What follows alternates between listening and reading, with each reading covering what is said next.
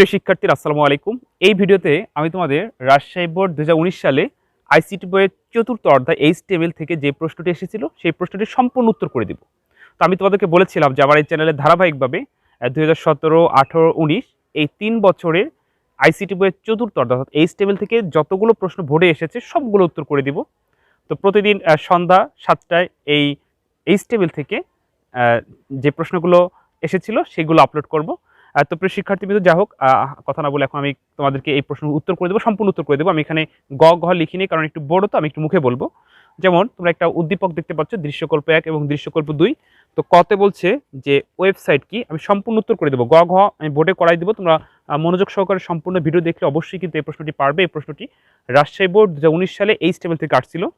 তো কতে বলছে ওয়েবসাইট কি, একই ডোমেইনের অধীনে প্রশ্ন হচ্ছে কতে বলছে এই প্রশ্নটি কতে ওয়েবসাইট কি, জাস্ট একবার মনোযোগ দিয়ে শোনো, অবশ্যই পারবে বা নোট করে রেখো। ওয়েবসাইট হচ্ছে একই ডোমেইনের অধীনে একাধিক ওয়েব পেজের সমষ্টিকে ওয়েবসাইট বলে। আবার বলছি, একই ডোমেইনের অধীনে একাধিক ওয়েব পেজের সমষ্টিকে ওয়েবসাইট বলে।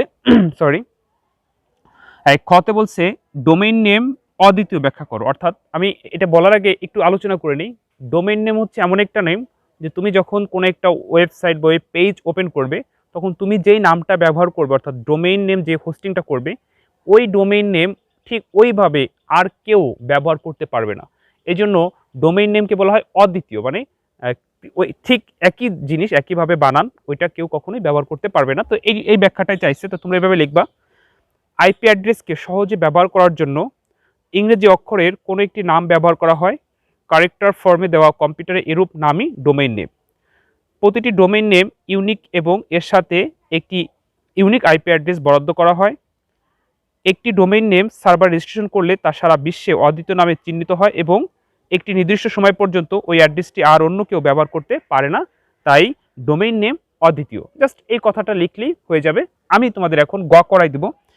প্রশ্নতে বলছে দৃশ্যকল্প 1 এর প্রথম লাইন সবচেয়ে বড়। এই যে দৃশ্যকল্প 1, দৃশ্যকল্প 2, দৃশ্যকল্পের 1 বলছে প্রথম লাইন সবচেয়ে বড় এবং দ্বিতীয় লাইন সবচেয়ে ছোট হেডিং আকারে এবং তৃতীয় লাইন প্যারা আকারে একটা HTML কোড লেখো, তাহলে তুমি 3 পাবে। এটা প্রশ্ন। গতে বলছে যে দৃশ্যকল্প 2 এর টেবিল তৈরির HTML কোড লেখো। এই যে একটা টেবিল দেখতে পাচ্ছ, এটার HTML কোড লিখতে বলছে এবং বলছে বুকের উপর ক্লিক করলে book.com ওয়েবসাইট চালু হবে। তার মানে তোমাকে এখানে ছবি তৈরি করতে হবে, লিঙ্ক তৈরি করতে হবে। তাহলে ছবি এবং লিঙ্ক এর সূত্র যে জানবে সে কিন্তু HTMLটা পারবে। আমি এখন এই এবং দুটোই বোর্ডে করাই দিচ্ছি। তো আমার এই চ্যানেলে ধারাবাহিকভাবে পর্ব 1 থেকে 16 পর্যন্ত HTML ক্লাস দেওয়া আছে। যদি তোমরা এই লিঙ্ক বা ছবি তৈরি করতে সমস্যায় বুঝতে না পারো তাহলে ওইখানে খুঁজলে শেষের দিকে এসে পাবা যে কীভাবে লিঙ্কের HTML করে, কীভাবে ছবির করে। তো আশা করি প্রথম থেকে যদি শেষ পর্যন্ত দেখো তাহলে HTML কখনোই কোনো সমস্যা থাকবে না। তো যাই হোক, এই প্রশ্নটি আমি সম্পূর্ণ উত্তর করে দেবো। আমি খ থিওরি আকারে তাই বলে দিচ্ছি, এখন আমি তোমাদেরকে এবং করাই দিব। তো গতে বলছে দৃশ্যকল্প 1 এর HTML করতে, আর ঘতে বলছে হচ্ছে ওই তোমার দৃশ্যকল্প 2 এর HTML করার জন্য। তো প্রিয় শিক্ষার্থীবৃন্দ, আমি তোমাদের এখন এই দুইটা HTML করাই দিচ্ছি। তো দেখো, আমার ধরো আমি করি উত্তর, এটা করব। তো যে কোনো HTML লেখার জন্য তোমাকে বেসিক ট্যাগ লিখতে হবে। বেসিক ট্যাগ হচ্ছে প্রথমে HTML শুরু, তারপর হচ্ছে হেডের পর হচ্ছে টাইটেল তুমি যে কোনো একটা কিছু নাম দিতে পারো, সমস্যা নেই। আমরা টেবিল নামে সেভ করে রাখলাম। টাইটেল শেষ করার পর হেড শেষ করার সাথে সাথে বডি শুরু। এই প্রশ্নটি রাজশাহী বোর্ড 2019 সালে আসছিল। যাই হোক, উত্তর করে দিচ্ছি।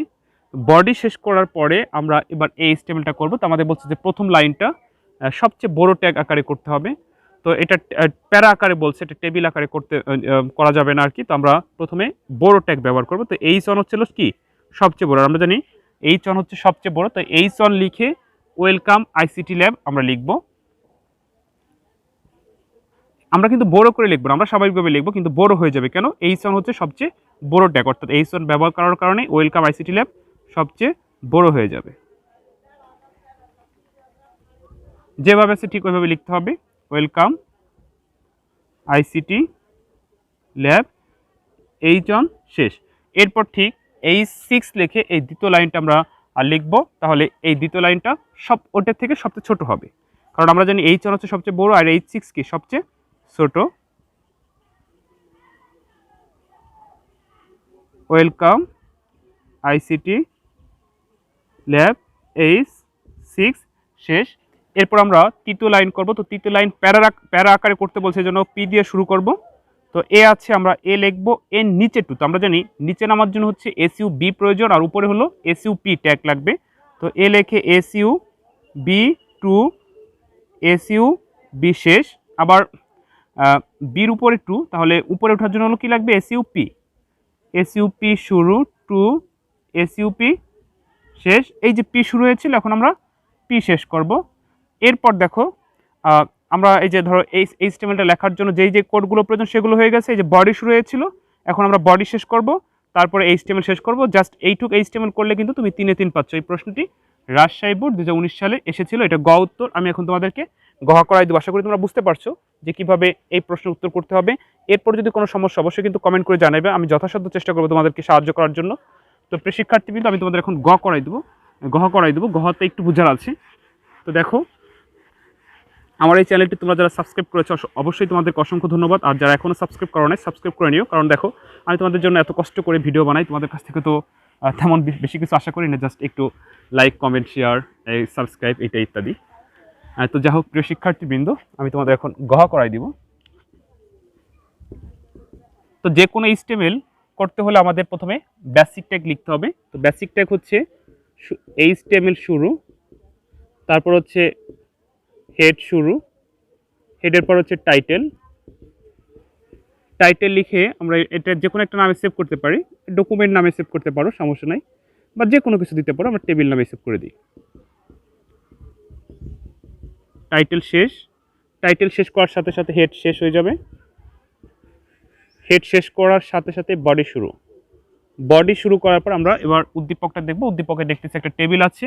তো টেবিলের এক পাশে ছবি, এক পাশে বুক। প্রশ্নতে বলা ছিল যে বুকের উপর ক্লিক করলে book.com নামে ওয়েবসাইট চালু হবে। তো দেখো, এখন আমরা এটাকে HTML করব। তো প্রথমে আমরা এখানে টেবিল শুরু করব। টেবিল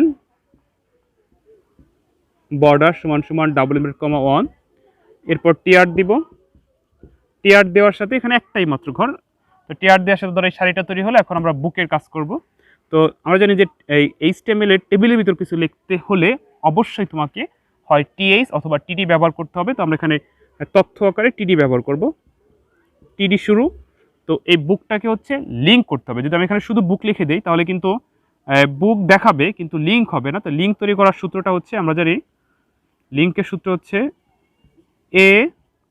AHREF, এ হার্ভ সমান http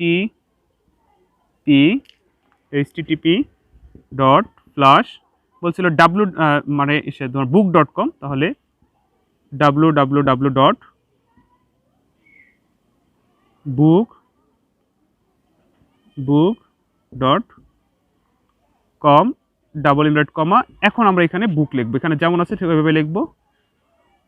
লিখে এ শেষ হবে। এ শেষ করার পরে টিডি শেষ হবে। টিডি শেষ হয়ে গেল। এখন হচ্ছে আমরা ওই পাশের ঘরটা করবো। এটা হলো ছবি তৈরি করার সূত্র লাগবে। তাহলে ওইটাও ঠিক সেম, টিডি শুরু হবে। যেমন দেখো, লিঙ্কের হলো এ হার্ফে এ শেষ হয়েছে, কিন্তু ছবি তৈরির জন্য ইমেজ HTML-এর 3টা ট্যাগ আছে, যেটা শুরু হবে কখনোই শেষ হয় না। Image, BR, HR। তো এই ছবি তৈরি করার যে ট্যাগটা লাগবে ইমেজ, সেটা শুধু শুরু হবে, কখনো শেষ হবে না। তো দেখো, IMG ইমেজ SRC সমান $, ভিতরে হলো এখানে যাকে ছবি তো করতে বলবে সেই নামটা আমরা লিখব। book.jpg।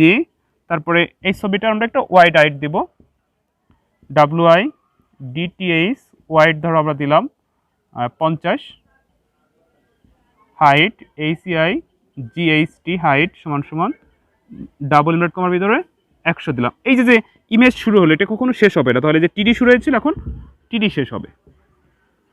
টিডি শেষ হয়ে গেল। তো এখন দেখো, এই আমাদের টেবিলের কাজ হয়ে গেলে, যে টিআর শুরু হয়েছিল, এখন টিআর শেষ।